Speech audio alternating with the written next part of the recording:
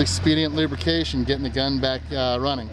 Take the bottle, take a line there, line on the top, drop by the vent holes, pull the bolt back, lock the bolt back